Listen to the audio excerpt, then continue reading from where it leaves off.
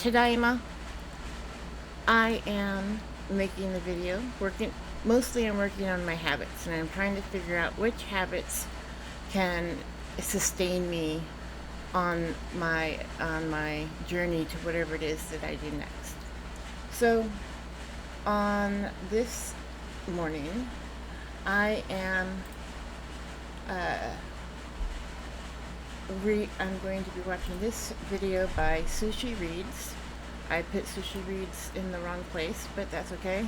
I mean, this isn't the end of the world. I'm just going to make another line there. And Brain Pilot was yesterday. This is just a temporary place for the information anyway, because I'm establishing a workflow. I have to have some stuff in progress in order to create a workflow. So I've got SushiReads, and I think this is the video link for here. And that is my phone telling me that my CGM is going to go off in 22 minutes. So let's get this done quickly. Oh, my ears are in the wrong place. And now I can hear. And now I can hear what they're saying. Now, I can honestly say this is not a trauma that I have or am concerned about for my family members, at least not as an equivalent. And I have seen this film, and it was disturbing. So let's watch this together, and I'll comment along the way. In the short film, The Strange Thing About the Johnsons, we follow imaginary Sydney, who's being abused by his own son. When Sydney walks in on his son Isaiah praising himself, he tries to turn this awkward moment around. He tells Isaiah that it's natural and leaves him be without realizing the scope of his words. As he leaves, it's revealed that the object of Isaiah's affection was in fact a picture of his own father. As time passed, Isaiah's attraction to his father grew into something more physical. When Isaiah gets married 14 years I love the mom moving his head. Whatever had started in the past has extended into adulthood. During Isaiah's wedding reception, Sydney's wife, Joan, goes searching for Sydney and discovers her husband being sexually abused by her son. Does she do anything about it? No. Instead, she wipes her tears and walks away like nothing happened. Now, I think we all, at some point in our lives, witness something that we don't know what to do about.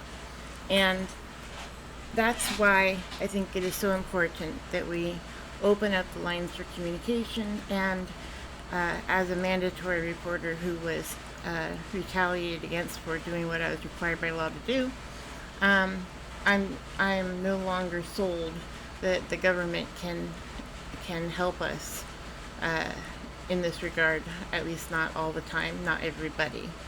It gets complicated, right? So I think that the feeling that she has, I haven't seen this happen, but I think that we can all empathize with how she must feel having seen something that confused her and overwhelmed her, and she didn't know what to do about it. That sounds very, very human to me, and I think the only way to deal with such things is to create some safe spaces for us to talk about these things. As Sydney gets older, he grows increasingly more depressed under Isaiah's abuse. He's grown so used to it that he's learned to live with it and not let it affect his career. By now it's become a habitual part of his life. For years, Sydney was terrified of telling his single soul, but he's reached a point where he can no longer endure the abuse. And I think this is kind of parallel to where I'm at now. Not that I am experiencing violence in any kind of physical form, but the intimidation away from talking about what I've experienced in the past. I don't think we could be here as a globe if we were able to talk about these terrifying things in appropriate ways. As Mr. Rogers said, if it's mentionable, it's manageable. If we're not able to be mentioning these things, they're not able to be managed. And that's where I've been stuck for 8.5 years. And the reason I am slowly talking about things that are not directly of consequence is because it's still terrifying to talk about some things. I don't have the arrhythmia that I used to have when scary things came up or getting triggered by a video. And I hope there's no more October 7th or January 6th. But, the truth is that's going to happen again someday. But now I don't have teeth, so the exposed nerves are not a pain problem for me. But terrified to talk about it. I mean, it's 8.5 years later, and this is really kind of the first time I've been able to talk calmly about the things that happened to me without my consent, and happened to my children without their consent, and try to present myself as somebody that's not in crisis all the time. Because when you're threatening somebody who is trying to have a conversation, that they're going to go to jail or go, I mean, first the threats were of my kids dying, then the threats were of me dying, and then the threats were of me going to jail. And that's 17 minutes before I call it quits, regardless of what happens to this video, so I'll hit play again. As a result, he decides to write a tell-all book about the abuse he'd been facing for over a decade. I'm also not planning on a tell-all book, which is why it's taken me so long to write my book. Because I had my growing gankiness lifestyle sent to my LifeWorks Northwest therapist when I saw her in 2017. I think that's right. Yep, 2017. I'll have to check on dates. But anyways, I had not a print-ready manuscript, but I definitely had the bulk of it right there, and I was able to give it to her. And even that wasn't a tell-all. I'm not trying to tell all the details, because I think we all have our own little details that we can fill in. What I do want to put in is how, well, kind of like June in that video from yesterday. She was, I don't know if we got this far in this conversation, but she was being, it was suggested to her that she talks about how she survived. Who were the good guys? What were the little things that made it possible for her to survive the horrible things that happened? And I like asking questions more than I like answering questions, I think. I think as educators, as mothers, as scientifically oriented people, we're supposed to be questioning things. And the biggest thing that we should be questioning right now is what's in that budget bill. The fact that there's no time for everybody to read it and it's getting pushed along. I mean, if people had time to look at it, they wouldn't be voting for it. That's just why they do this thing. Let's move on. As he's working on his book, he hears footsteps behind him. He tries to exit out of the page, but the computer glitches. As the footsteps near, he panics and shuts down the computer, just as Isaiah alerts him that it's time for dinner. Hey, Pop. Time for din-din.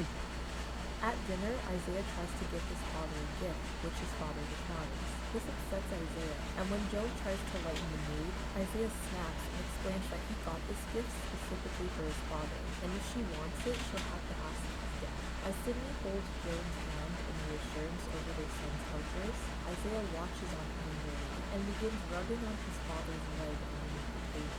Sydney eventually completes his book and decides it's time to walk out on his family weekend. Before leaving, he places the completed manuscript underneath his wife's pillow. As he heads up Coon to the man. highway, he's intercepted by Isaiah, who He claims doesn't his toilet is broken and live long enough to become a Sydney tries to butterfly. keep Isaiah from going into the room and fails.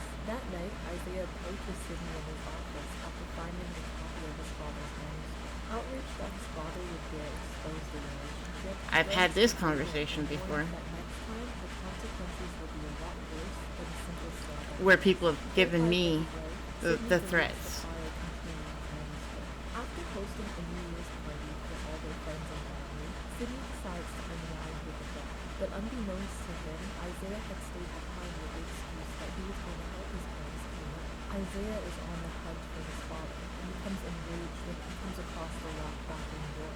Sydney is lying in a tub with headphones on when Isaiah breaks down the door and attacks Sydney with a bathtub.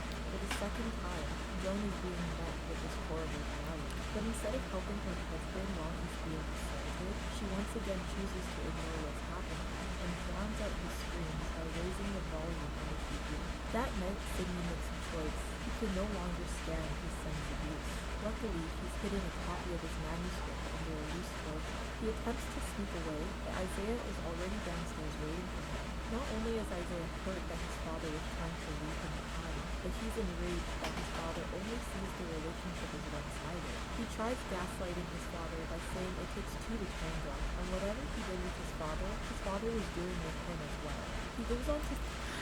I think that, well, my mother, okay, when I went to Japan, it makes sense that the world moved on while I was experiencing what I experienced in Japan. But when I came back, I didn't expect to learn so much about hate. I had studied war. I had people explain to me why it was reasonable that Hiroshima, that the atomic bomb was dropped on them, and that people explained to me why I should not look down at my grandpa and my dad for believing that those bombs were valid and appropriate, which is a very interesting conversation to have with people. But I think what happens over time, and this I know to be true with my mother, is you become complicit, and in a way it doesn't mean that it just gets complicated, and I think that that's fair. My mother wasn't she's not evil. She didn't do anything with malice. She was scared for her sons, and having her sons go to jail because of things that I reported was more scary to her than treating me badly. To say that this is something his father started, and what they have is beautiful. But the most heartbreaking thing of all for him is that his father never gave what they had a chance. Sydney bolts out the door in a panic. He doesn't even see the truck rushing towards him as he heads out into the middle of the street. Isaiah screams as he watches his father get hit. Joan rushes out to help, but Isaiah yells at him, "Call a fucking ambulance," he says. Sydney doesn't make it, and it's only now, at his funeral, where Joan is forced to think about all the times she ignored her husband when all he needed was somebody to help him. Finally, Joan confronts her son.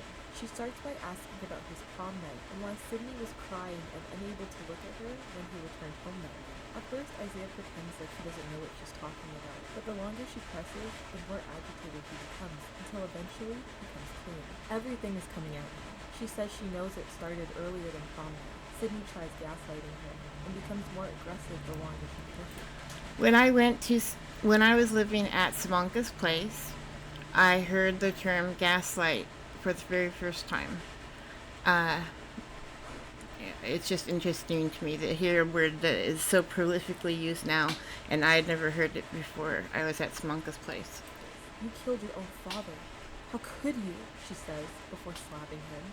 He slaps her back, claiming that he loved his father better than she ever did. A tussle ensues that ends in his mother killing her own son out of self-defense. The film ends with Joan tossing her husband's manuscript into the fire.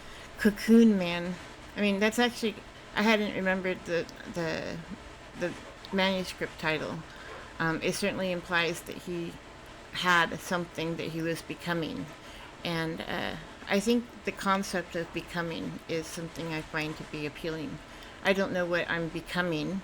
I do know that I've spent 8.5 years in a cocoon, and whoever I am right now, I'm going to have to air out my wings and dry off a little bit and take flight. I'm not terrified like I used to be. I have ways to address the threats that I've received, and I've been estranged enough from people that it's much easier to talk about what really did happen. And I mean, I'm okay with the criticism. There's nothing that anybody can say to me that is worse than what my own kin said to me to hide things that weren't theirs to hide.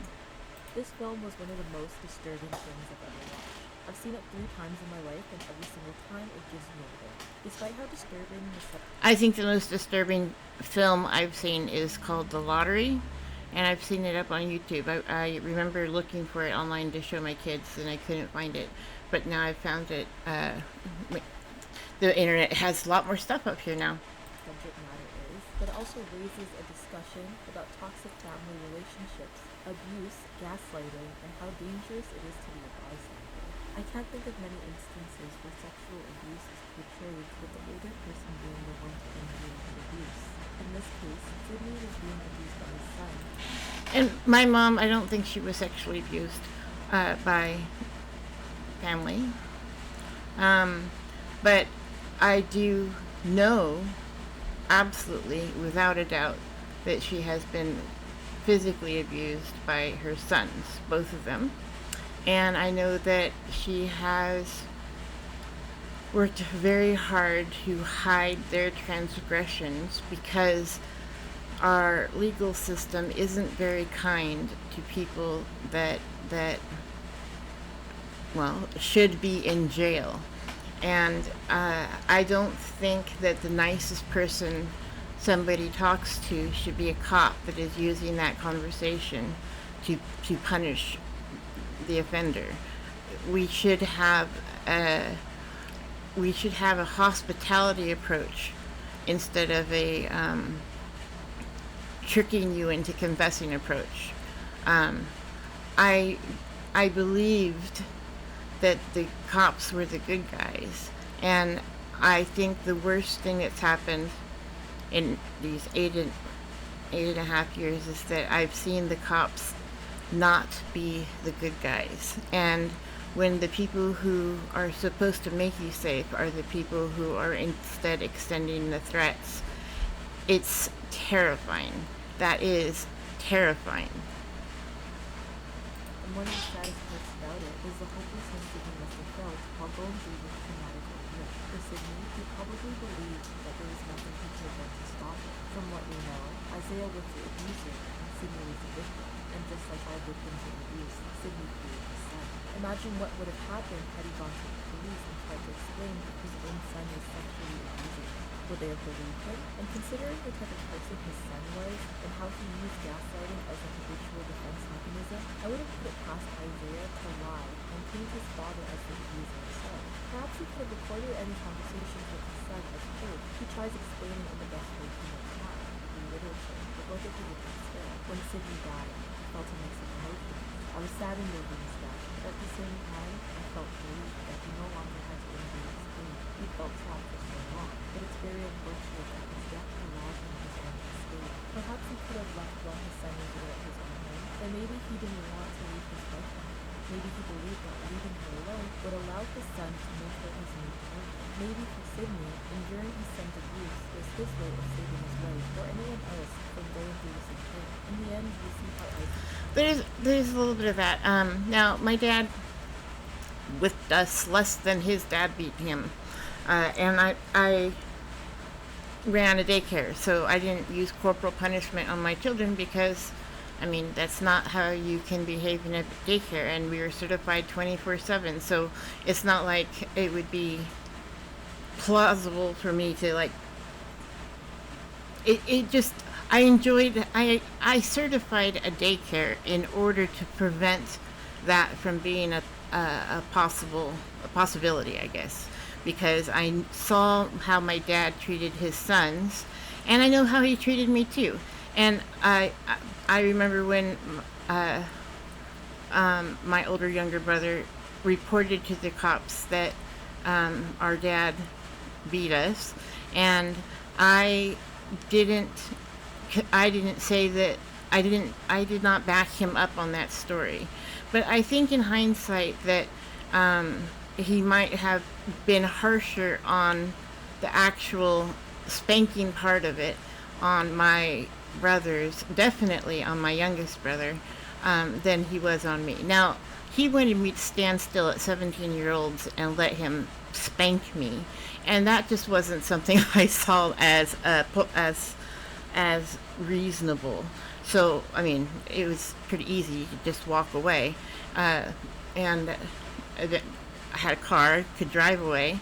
I took friends with me when I visited with him, which made it not going to happen. And I met with him in public places, so that wasn't a thing that would happen. And I don't think that it didn't feel like that my dad would respect my boundaries until after he had worked as for the census. What year would have that been? The 2010 census changed his eye on how he related to others, and I really liked him after that. Before that, I had to have boundaries. There were times where I locked him out. There were times where he threatened to call the police on me, and I said, go ahead, because I wasn't going to let him in to beat my brother in a daycare. So, I mean, I had a history understanding that certifying a daycare meant preventing physical abuse. This was like sacred ground, a sanctuary of sorts. And he was quite angry that I had the ability to say no to him. I can't remember what my point was there. I will go on. He had treated his mom the moment his father was out of the picture. Not only did he attempt the same gaslighting tactics, but their confrontation led to physical assault. If Sydney had in fact wanted to keep his wife from suffering at the hands of their son, then he would have been correct in his assumption. The moment Sydney was out of the picture, Isaiah grew comfortable. My younger brother did not become abusive until my dad died. And he died during the 2014 Veterans Administration scandal, and he died waiting for a hospital bed. And it's heartbreaking that happened, but I didn't have the bill. Heck, I didn't get invited to the funeral. It took them 5 years to tell me where my dad was buried. And then my sister said, knowing that she had been lied to by the state of Oregon, she said that she would have done whatever she did anyway again, and has no remorse, no compassion,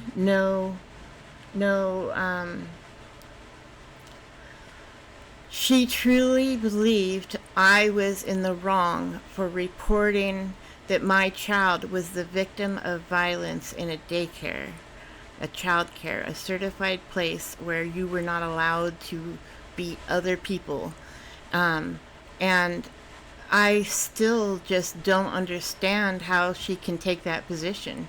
And she has definitely, I mean, it's only appropriate that she lives in Happy Valley.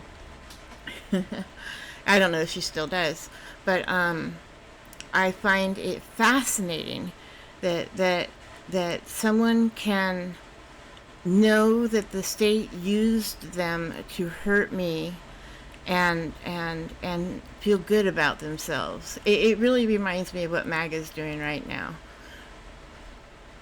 Asserting his dominance over his mother. There's no telling how far he would have gone had she not been able to defend herself. At one point, Isaiah says that this was something his father started. This raises the question of whether or not the situation started with Sydney as the abuser, while his son developed some sort of Stockholm syndrome, which allowed him to find pleasure in his father's abuse. All right, my alarm's going to go off in less than 2 minutes. Stockholm syndrome, the word Stockholm. I finally saw an interview with the girl for which the term Stockholm syndrome was named. It turned out that she had the police explaining on the phone while she was being held hostage that she should be glad to die so heroically. And she's like, I don't want to die heroically, I want to live. And I hope I can find that video and include it in one of these little monologues. I guess not monologues if I'm using a video, but there's nobody else that I'm interacting with, so maybe that's still a monologue. Anyways, Stockholm Syndrome, the girl for which it is named, she didn't want to die for the bank that they were in. She didn't want to die because the cops were willing to let her die to catch the bad guy. And she's like, catching the bad guy isn't worth more than me, my life, my future. So that really changed. I mean, it's a word that is commonplace now, and I think that we should be exposing the story that started that term, that coined that term, perhaps. Anyways, I think that's what is that, 25 minutes? And I'm going to have to put a new CGM on, and I sincerely appreciate that Kaiser Permanente let me have a CGM, and I look forward to whatever it is that happens next. I'm going to create these little videos. They're going to become a better piece of work.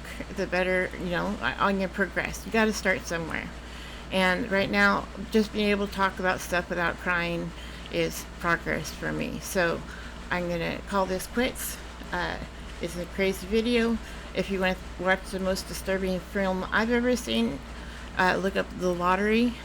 The girl that plays June on Handmaid's Tale was also she also played the author of The Lottery as a biography of sorts. So I like this world that we live in, and there's plenty to learn, and I look forward to focusing on that. And that's my alarm. Have fun. Good night. Good day. Whatever. Itadakimasu.